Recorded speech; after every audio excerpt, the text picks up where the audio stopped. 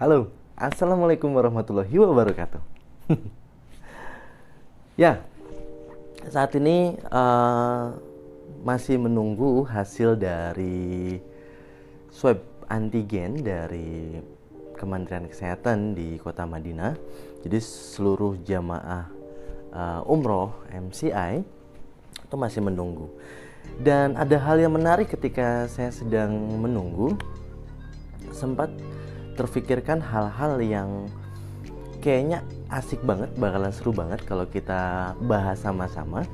Dan ingin sekali rasanya saya ingin berbagi cerita tentang hal-hal apa saja sih yang tiba-tiba terlintas gitu di pikiran ketika sedang menunggu. Anyway, banyak sekali hal-hal yang membuat kita terkadang kecewa, banyak sekali hal-hal yang membuat kita merasa kok begini banget ya, kok harus seperti ini, kok harus seperti itu, kenapa bisa jadi begini, kenapa bisa jadi begitu. Dan hal tersebut tidak jarang membuat mood kita, membuat diri kita jadi kurang bersemangat dan lebih sering kali menyalahkan keadaan. Dan hal ini menarik teman-teman. Saya pernah punya pengalaman begini. Ketika jari saya, salah satu jari saya itu terkena pisau. Ketika terkena pisau, hanya sedikit teriris, dan ternyata hal tersebut mengganggu sekali ketika saya hendak menulis, kemudian saya hendak bermain alat musik.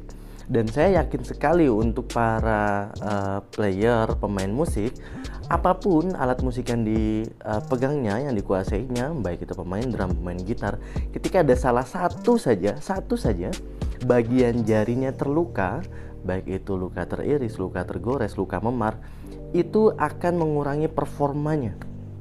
Nah, sama ketika saya pernah sempat teriris, cuman sedikit teririsnya, namun hal tersebut mengganggu sekali semua aktivitasnya.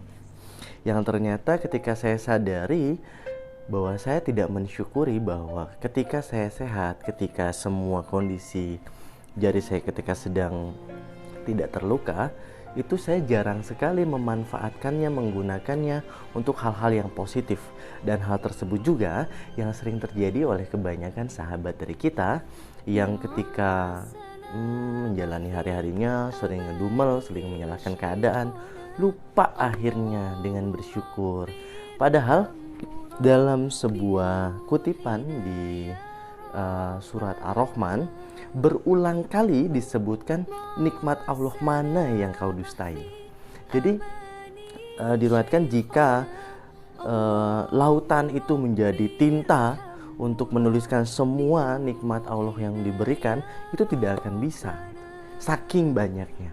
Nah, maksud saya bercerita seperti ini adalah mengingatkan kembali pada teman-teman bahwa kita harus lebih banyak lagi bersyukur. Dengan kita banyak bersyukur, kita akan merasakan berkelimpahan, yang kita terima menjadi semakin berkah, dan semua hal merasa semakin tercukupi.